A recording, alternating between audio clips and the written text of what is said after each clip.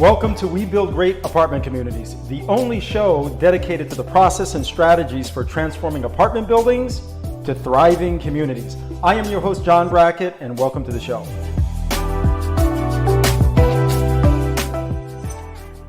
All right, folks, welcome to another great episode of We Build Great Apartment Communities, the only place where you come to learn how to take apartment buildings and turn them into amazing communities. So I am your host, John Brackett. I have here another great guest. His name is Marco Santarelli.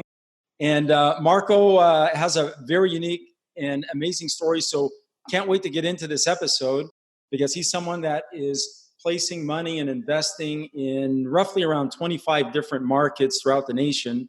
So really excited to learn how he's doing that and how he's looking at opportunity. So I'm going to introduce everybody to Marco. Marco Santarelli is an investor, author, Inc. 5000 entrepreneur, and the founder of Narada Real Estate Investments, a nationwide provider of turnkey cash flowing investment properties. And his mission is to help 1 million people create wealth and passive income and put them on a path to financial freedom with real estate. So he's also the host of Top Rated Passive Real Estate Investing, a podcast. So Marco, welcome to the show, but really excited to get into this conversation with you.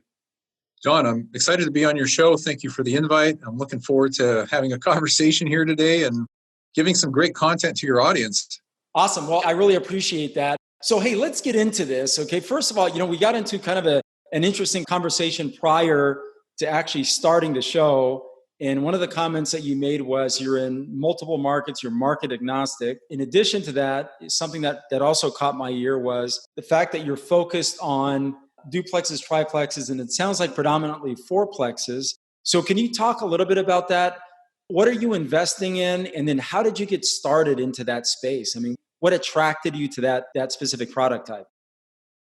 Well, two great questions, and thanks for asking, John. So let me just quickly start with, where I came from. To make a very long story short, I actually made my first investment in real estate when I turned 18 years old. Why 18? Because I knew I wanted to invest in real estate when I was about 15, 16, but I couldn't qualify for financing. I wasn't an adult. I couldn't sign mortgage documents. So I literally had to wait until I was 18 years old. But, that was the moment where the writing was on the wall because I bought this property, fixed it up, leased it out, and managed it myself. And it was pretty much clockwork. I didn't have any special training and I didn't come from a family of money. So I had to basically do it all on my own. But, just through the years, I continued to build businesses and sharpen my entrepreneurial skills, invest in real estate, get my real estate license, chauffeur people around in the backseat of my car as a real estate agent, selling them property and doing those types of things. But I put the pedal to the metal in 2003 when I made the decision to go investing into real estate full time. And in a 9-month period, I ended up purchasing 84 units, made up mostly of single-family homes, but included duplexes, triplexes, fourplexes, and a couple of very small apartment complexes. So people were coming to me saying, hey, I see you're buying a lot of property very quickly. Can you coach or mentor me? And I'm saying, I'm very sorry. I'm honored that you asked, but I just don't have the time. But I do see a lot of deal flow, so I'm more than happy to give you those deals, which turned into assigning those deals over to people, which then ultimately turned into the business we have today that I started 17 years ago. And that is basically educating you and providing you everything you possibly need to invest in real estate successfully. But most importantly is that deal, the property in the right neighborhood, in the right market, with all the right pieces around it. And that's what we offer today. So in a long, compressed way, that is the story from first property at 18 to basically helping literally hundreds of people every year invest in real estate.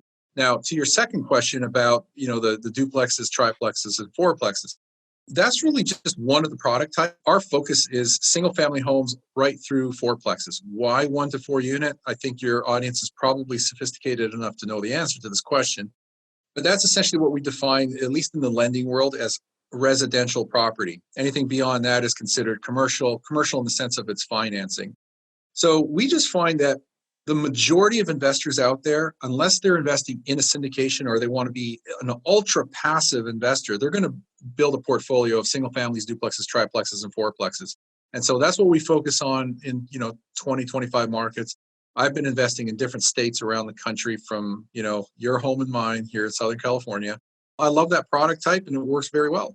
Okay, awesome. Let's take our audience through the real estate cycle, right? Just so that we can maybe add some context to this conversation, but also expand upon what you just said, right? So we can make the conversation real, especially for a lot of our listeners out there and our viewers out there. So, inside of our cycle, we have the acquisition process, right? We have acquisitions, financing, management, and then at some point we sell the asset. So, talk a little bit about the acquisition process, maybe starting to share, say, your top 5 markets, right? So, the top 5 markets that you're making investment in or that you're purchasing, for that matter, at least the product type that you discussed, and then we'll get into your criteria. Maybe share the criteria through which, or the lens through which that you're looking to make these investments with. Well, whenever we talk about markets, sometimes people ask me the question, what's the best market to invest in or what's the hottest market? Those are actually bad questions. And the reason is because the question is, how are you defining the best market or the hottest market? Is that in terms of appreciation? Is that in terms of cash flow? Is that in terms of job growth or population growth? Or what are we talking about? We generally classify investors in 2 categories. They're either focused on strong appreciation potential, which means that they're looking long-term to grow the equity in their net worth. The other type of investor is someone who maybe already has an established portfolio and they're adding to it, but they're focused more on the cash flow. They're looking at the cap rate, the cash on cash return, and more importantly, what is the cash flow in dollar terms? They're looking at the income. It's like in the stock market, you've got growth investors, you've got income investors. Well, it's the same thing with real estate. Are you focused on the cash flow or are you focused more on growth potential? Now, in real estate, you do get both. You can have both and you should get both. But what we find is that unless a market is pretty much in equilibrium, you're going to have more of one or the other. And if you want more of one, you're giving up on the other. So let me give you some examples, and that'll answer your question of, the best markets or the hottest markets, whatever you want to call it. It's not the hottest markets. It's really the markets, the top 5 markets that you have a concentration in, right? So for example, if you own or have owned 100 properties over the last X amount of years, I'm sure that, you have maybe 20% of those investments that came from, a specific state or a specific submarket. I don't know what that is, but the reason why I'm asking that is it just makes the conversation a lot more tangible to the audience when they can start correlating that to a specific market and then you start talking about criteria. Otherwise, everything is theory-based, right? And the one thing that we try to do here on this show is move away from theory and talk about things that we can actually apply. So yeah, if you can share some light on that, that'd be great, or shed some light on that. Okay, so I'll give you some examples here. When we are talking to investors that are looking for more growth potential and appreciation potential, again, nobody can guarantee appreciation, but you can look at variables that play out in the fundamentals of each market that lead to that price growth. And so we are currently in about 5 or 6 different markets within the state of Florida. And the reason I bring up Florida first and foremost is because it has a strong job market. There's strong job growth in that market, which drives more people into the state. The state has 0% income tax, which drives more people into the state. And on top of that, there's just a lot of opportunity down there, and there's a lot of population growth. So all this leads to demand for housing, which drives prices up, all else being equal. So these markets in Florida are a good investment strategy, or at least a good first look for investors looking for price growth. Now, that doesn't mean that it's cash flow negative. Of course, you don't want to do that. You don't want to buy something that's got negative cash flow, at least not for the long term. But the Florida markets that we're in, such as Southwest Florida in Lee County and just north of Lee County, Port Charlotte, Northport, even Jacksonville, Florida, which is on the northeast side of the state, these are markets that are experiencing strong job and population growth that's driving the market quite heavily. And that's why we see strong price growth year after year, and it has been going on for 5 to 8 years in the state of Florida. So if you came to me today and you wanted price growth, those are some of the markets we would talk about. That's what we would show you. Now, on the flip side of that spectrum, if you are an investor looking for better cash-on-cash returns or better cash flows, some of the markets that we would talk about or look at would be places like Birmingham, Alabama. In fact, Alabama as a state has three interesting markets: Montgomery, Birmingham, and Huntsville. These are very solid markets in terms of cash flow. They're very stable markets in terms of cash flow. Memphis, Tennessee is also another example of a market that is very good from a cash flow perspective. It's been a perennial market, and it has been generating cash flow, steady cash flow with good, attractive numbers for many, many years. In fact, if I'm not mistaken, I think we've actually been in Memphis for about 16 years straight. It is just one of those markets that I call a perennial market. And then you got some hybrid markets where you get the best of both worlds. The Northeast U.S. has pockets, such as Pennsylvania. We're in some of the Pennsylvania markets where we see a lot of price growth and strong cash flow. So these are just examples, John, of places that you can look at. But keep something in mind, especially for your audience. This is why I suggest being market agnostic. Never marry yourself to a market. The United States, if you think about how big it is, it has over 500 metropolitan statistical areas. These are 500 independent local markets that each have their own fundamentals, their own housing supply, demand and supply, their drivers, their tax base, their political environment, their availability to product, their affordability index, rent to value ratios. So you can't just say, hey, how's the market doing, as if the U.S. is one big nebulous blob. It's not. The U.S. is made up of many, many, many hundreds of independent little markets. So what happens in your backyard is different than what's happening in, let's say, Houston, Texas, which is different than what's happening in Idaho, which is different than when it's happening in Detroit, Michigan. So you have to look at it that way.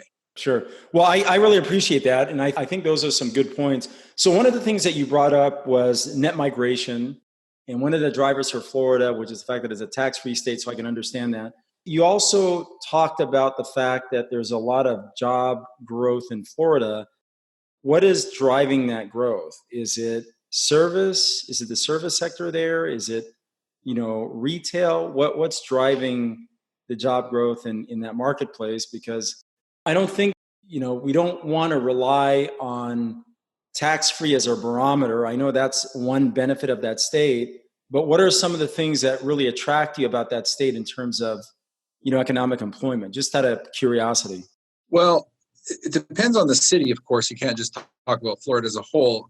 There's just a lot of diversification. There's a lot of corporate head offices. There's a lot of finance-based, a lot of service-based industry. Of course, there's hospitality and travel, like the recreational side, especially when you think of places like Orlando. Diversity in transportation, manufacturing, it's very diverse. It's not like, North Dakota or what used to be Houston, Texas, where it was a market I refer to as a one-trick pony, where it's heavily dependent on oil and gas. If oil and gas is doing really well, all the secondary and tertiary markets that surround that also do well because, people who work in the oil field, they still need to eat. They need restaurants. They need grocery. They need to get their hair cut.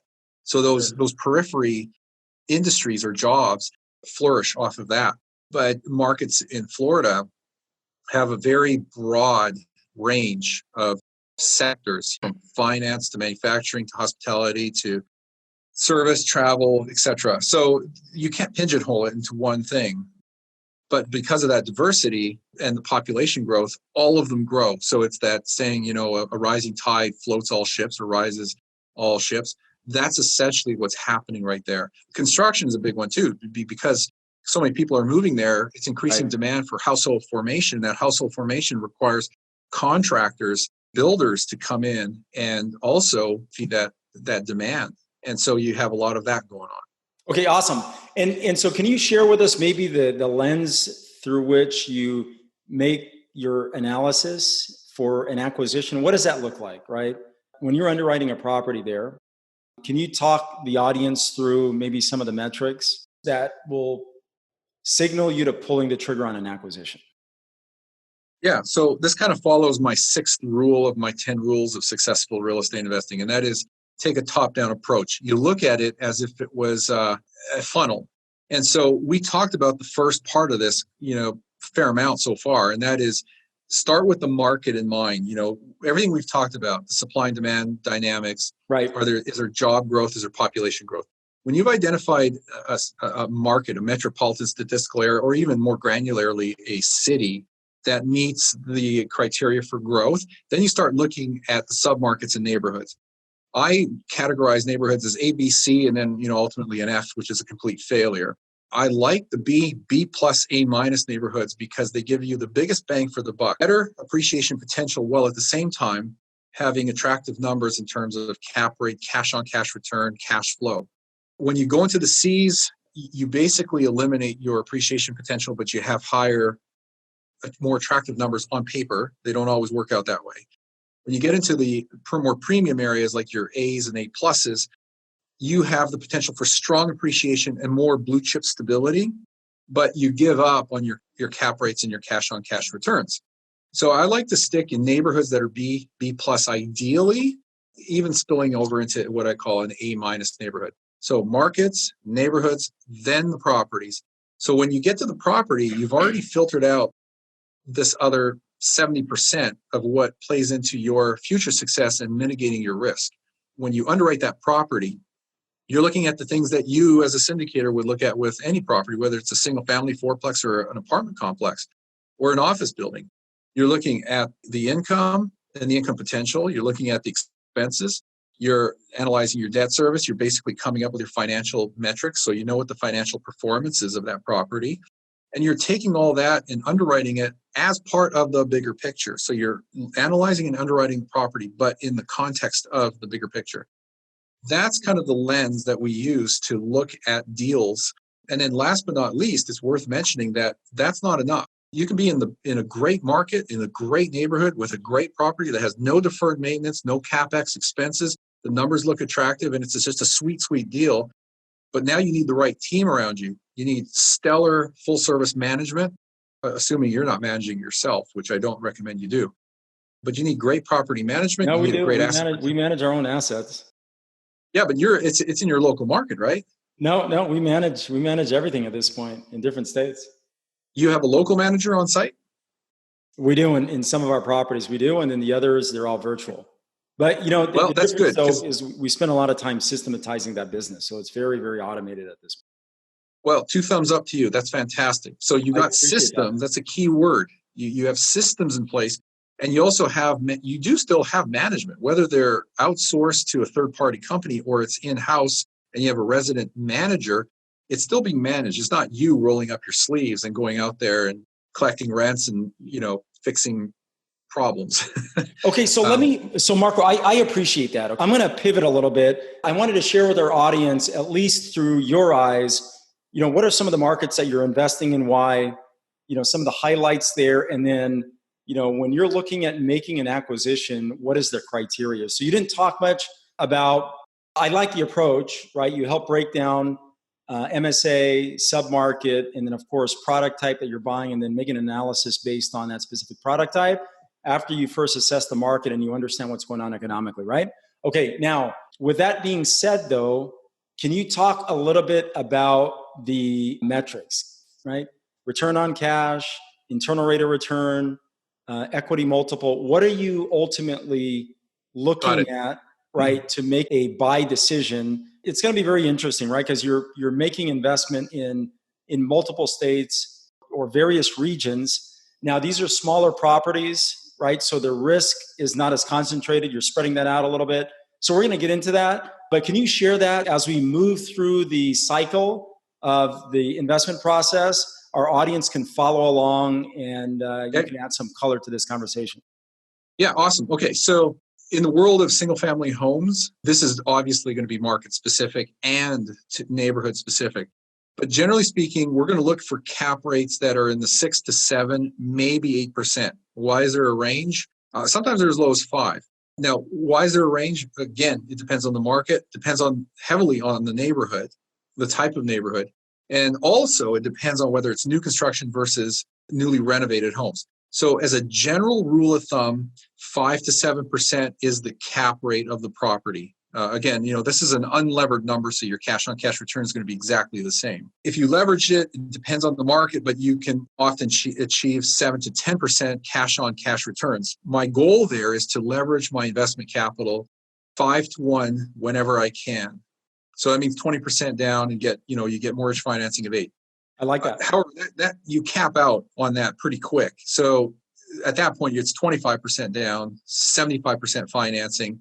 So what happens is your cash on cash return goes down a little bit, but that's okay. Okay, so here's the question, and then we're going to pivot into financing because it's going to be a great segue into financing these properties, right? So the question is this, when you're talking about purchasing, in this case, single family homes, whether they be duplexes, triplexes, fourplexes, the big question is when you're comparing an apartment building, right, where we'll use a 50 unit apartment building, 50 unit apartment buildings, you're buying 50 units, right? You have some efficiencies from management. There's some concentrations there in that specific marketplace. And then you're buying, in this case, let's use another 50 buildings. In this case, 50 single family residential properties in multiple states, right?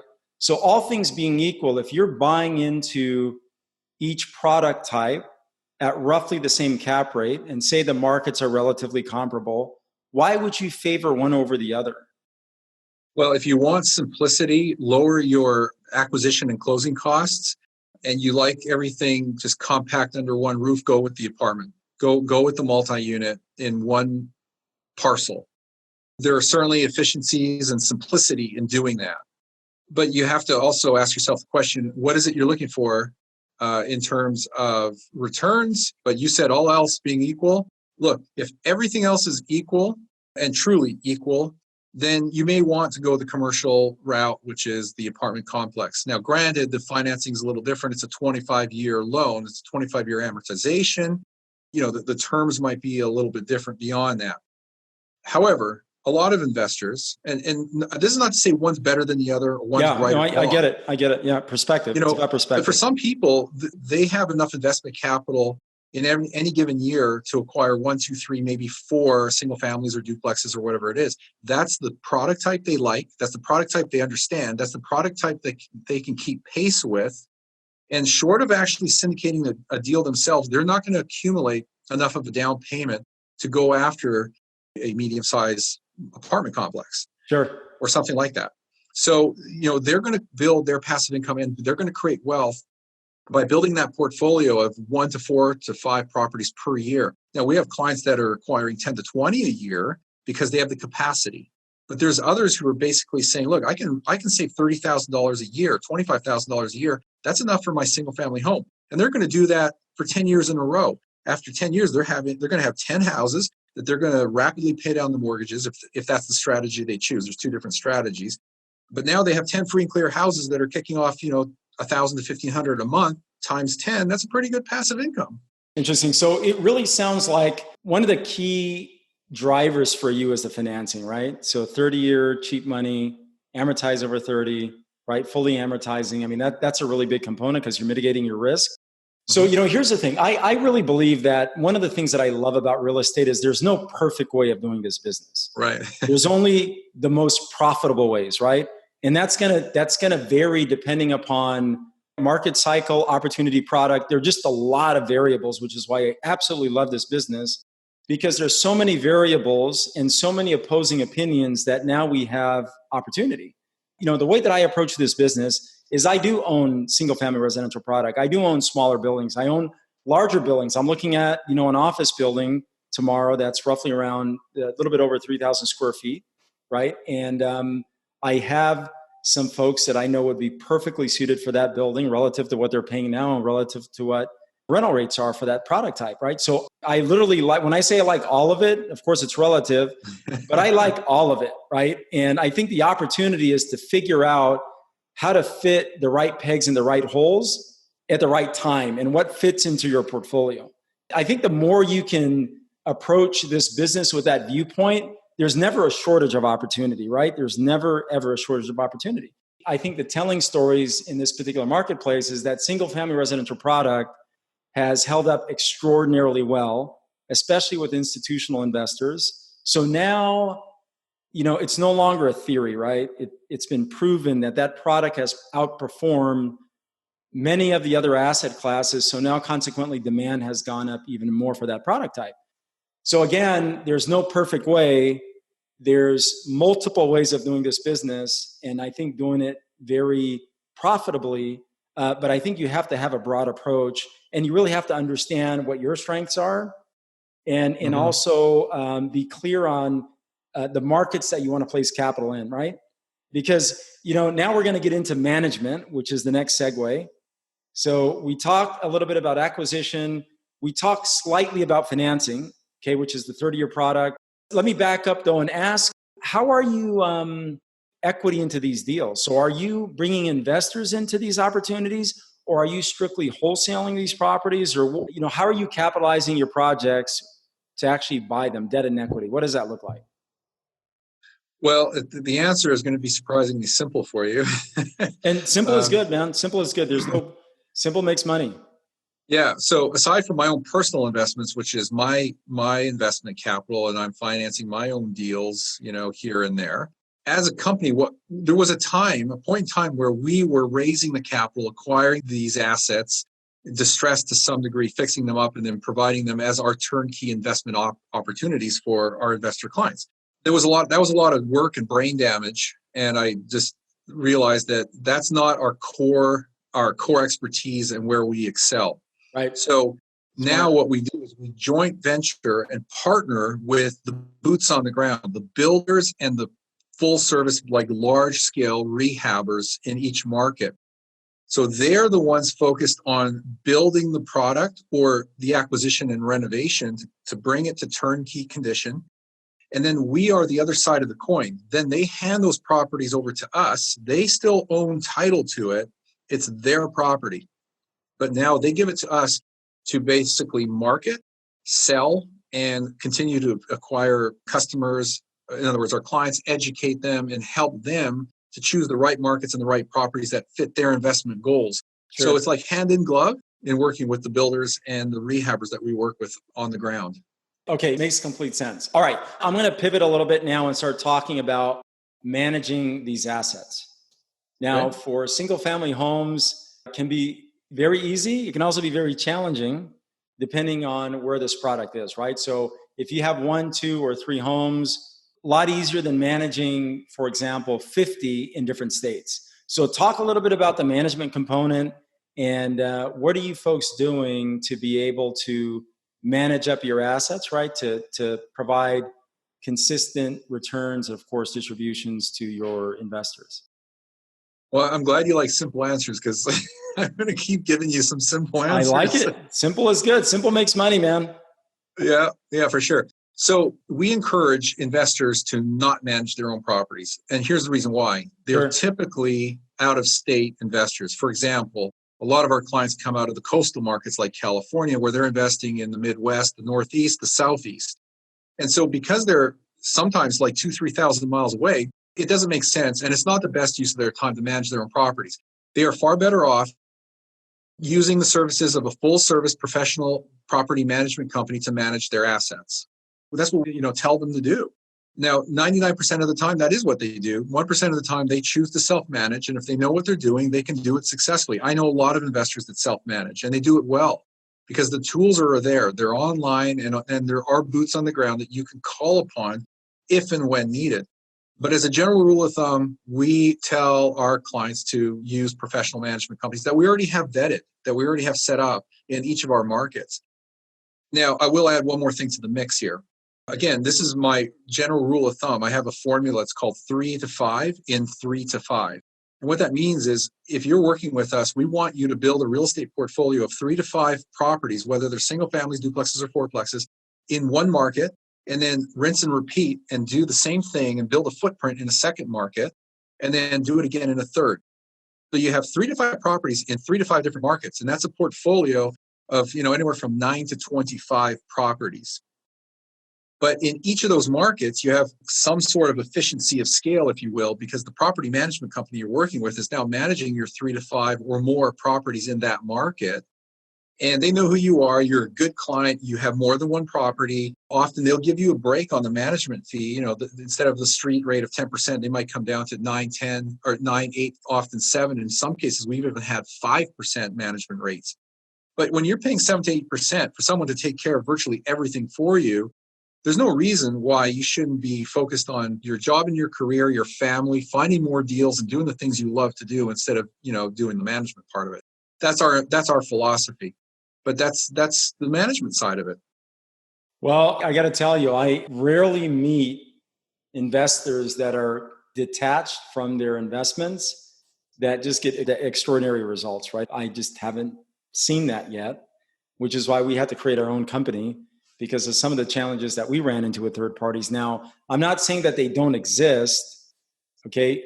I just haven't had the fortune of running into that. So maybe there's something that we were doing wrong, but we're very hands-on operators, right? I mean, we're very hands-on Yeah. operators. And fortunately we are, because it's really prevented some fairly significant losses, especially in different states. I've learned a lot from that experience.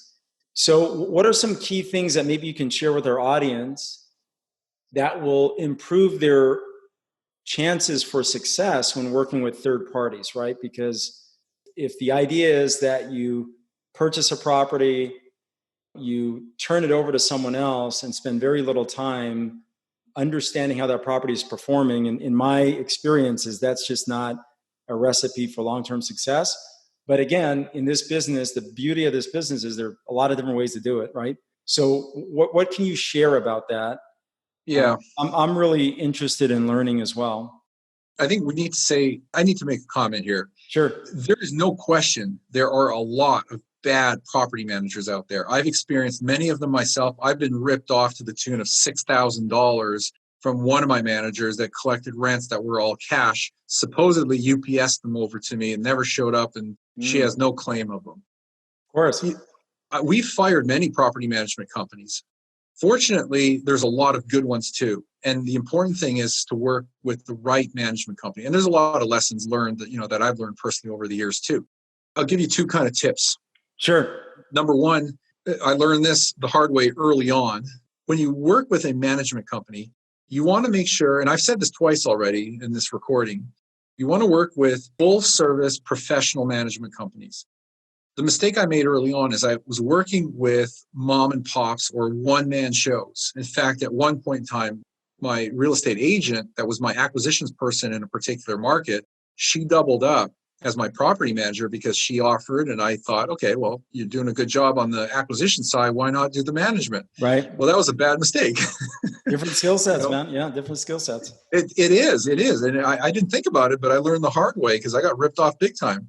The thing is you want to work with a company that has a great reputation. And today with the internet, you can do a lot of your own research and due diligence online and find out about the good and the bad, the pros and the cons of a management company. And there's a lot of people who actually post reviews about businesses. So that's a starting point. But secondly is you want to make sure that they are full service, meaning that it's not a one-man show, that it actually is a company made up of different divisions or departments. One that handles collections, one that handles marketing and leasing, one that handles repairs and maintenance. You have different people that are focused on their niche. They stay in their lane, and that's what they focus on. And I find that those management companies that have a body of knowledge and staff do a much better job than someone who's a one or two man show. That's not to say that they'll do a bad job, but the thing is, what happens if they get hit by a bus? Who's managing your property at that point, right? Sure. You need a team. Sure. You need a team. So one, you need a team. You need a company that handles all those aspects and has the different divisions. Number two, reputation management, reviews, doing due diligence, calling them up, having conversations, interviewing them, and asking questions. Those are all things that lead up to the right decision, the right company. And, if you don't have a good, warm and fuzzy feeling in your belly after all that, then that's not the company you work with. But if you have a good feeling about everything you've checked out, including references, then move forward with them. At the end of the day, you can fire a management company if they're just not doing the job to the level of your satisfaction. Okay. Well, I appreciate that. I think there's some good nuggets in there. So now we're approaching the end of the show. Disposition, I'm not going to get into that. That's really, selling the property. I think that's probably in many cases, I don't want to say the easiest component, but a component with a lot less complexity, right? We're going to pass on that. But I want to thank you, Mark. You've been a great guest. You've shared some great insight. It's just fascinating to me. Every time I have a conversation with someone, their strategy is a little bit different. nothing's ever the same in this business, which is why I love it. Because of Yeah. that, there's always opportunity, right? There's always opportunity. So before I share with you or ask you to share how our audience get in touch with you, I always like to ask this question, which is, what is the one question that you have of me that you feel can add some value to our audience? That's an interesting spin or turnaround. I never heard that one before. That's great. Sure. Question for you. If you were listening to your recording here and you were new, you've never invested in real estate before, or you have in the past and you've bought one or maybe two properties, but now you really want to ramp up your investing game and get into real estate investing, what would the path be that you would take, knowing what you know today? What would be the path that I would take? You're saying if I was just starting out, if I was a listener just starting out? Yep. Well, my path, I don't think I would change much from how I started.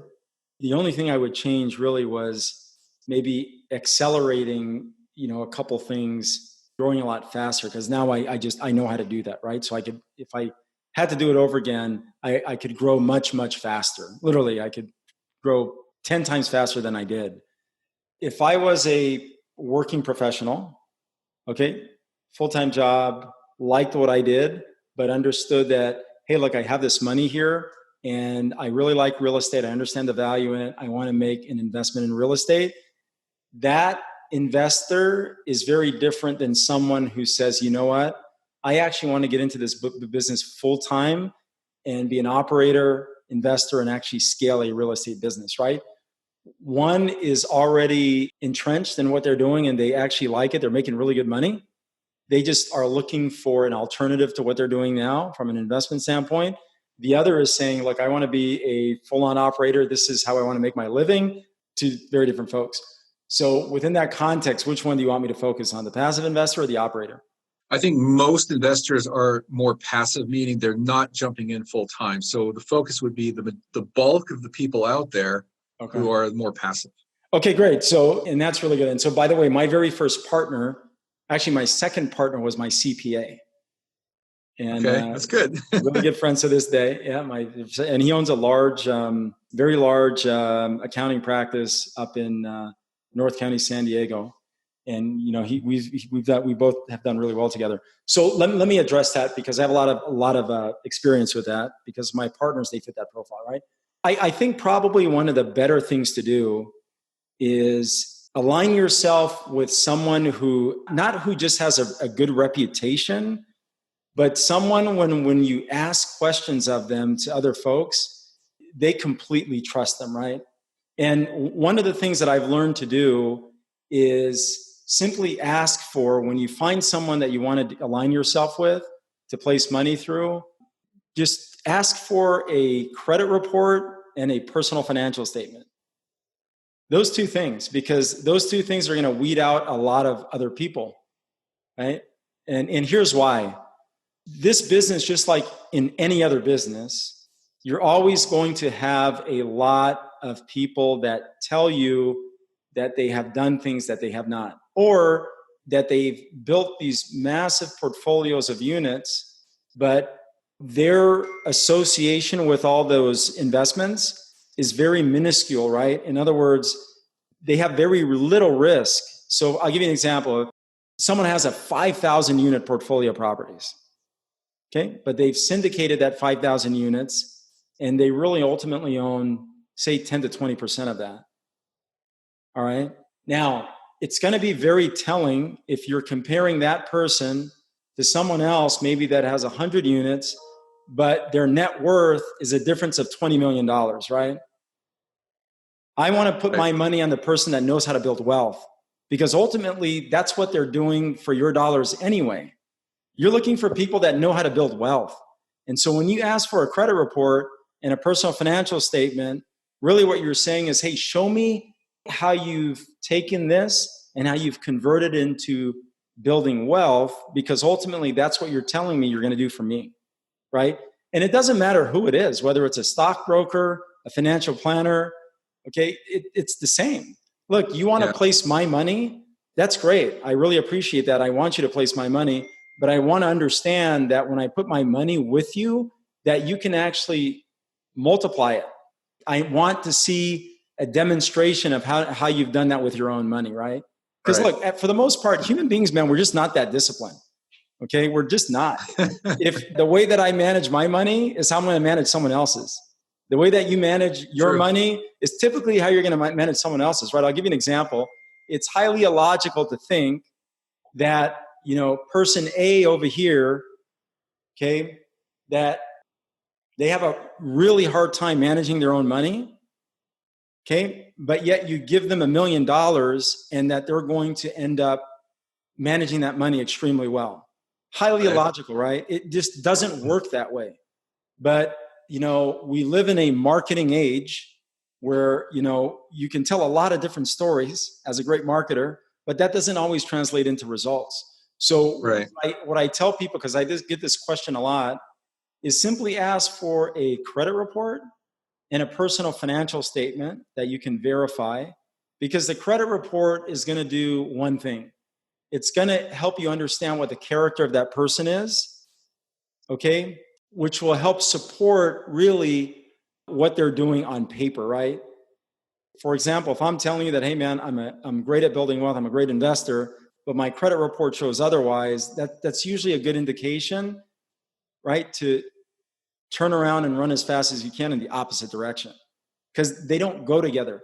And banks use these tools. They have been using these tools for literally years and years and years. So it's always amazing to me why we don't do the same when we're placing our money, right?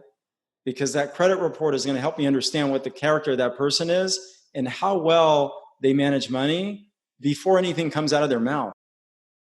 Now, the personal financial statement, what it's going to show you is, for one, it's going to show you their liquidity, of course, the liabilities that they have, but it's going to show you their equity position and how that is made up, which is really, really important, because if you're looking to place money with someone, for example, that is raising capital for multifamily properties, but the bulk of their portfolio is from office buildings, and we're in a really unique office building environment right now, probably not the best person to place money through, right? And so that would be my suggestion, is you definitely want to align yourself with an operator out there, but someone that really understands the entire cycle, right? And that is living in that world on a full-time basis, and that will absolutely have no problem providing you with that information. And I think that's a great starting point. If they can provide you with that information and demonstrate that, yes, they have done it themselves, then yeah, I think that would be a really good person to start betting on, right? It's a good answer. Good answer to the question. I've only heard one other person in the past say that, to kind of vet someone based on their credit report and financial, their income statement. But that's good. I do like the credit report part of it, because I do think that shows a lot about a person's character. I'm not going to call it their character, but their financial character. Yeah, I think that's their character, man. When they're asking you for money, it is. Yeah, well, that's true. That's good. That's good. Marco, I really appreciate you, buddy. Thanks for being on the show. Man, you've been great. I really love the insights. One of the big takeaways for me is to be market agnostic, right? To not be married to a market. And I really like that. I think I have to be really mindful of our staff and the folks that I have underwriting our deals. I don't have 20 underwriters. And so the more underwriters that we have and the larger the staff, much easier to spread across different markets. But I think one of the advantages in creating some focus is that you get to know the markets really well, and you get through opportunities much, much faster, which is why I was really fascinated about what you said. And I'm really curious about, how you go about doing that, right? It sounds like you have a pretty good process for that. So I really appreciate you being on the show. Thanks for sharing. What is the best way for people to get in touch with you? Yeah, thanks, John. I appreciate you having me on the show. Getting in touch with me and my team is very simple. We have two websites. The easiest one to remember is passiverealestateinvesting.com, and that's the name of our podcast as well. That's why it's easy to remember, passiverealestateinvesting.com. Awesome. The main website is where we have all our properties posted, is noradarealestate.com, Norada, noradarealestate.com. That's okay, it. Great. We'll add that to the show notes. Marco, thank you so much, buddy, and I will talk to you soon. Thank you, John. Appreciate it. Anytime. Clarity of purpose creates our greatest competitive advantage. When we transform apartment buildings to thriving communities, we improve how people live and create assets with high profit margins. Don't forget to subscribe, like, and share this up with a friend. I'm John Brackett, bringing you things you can implement right away.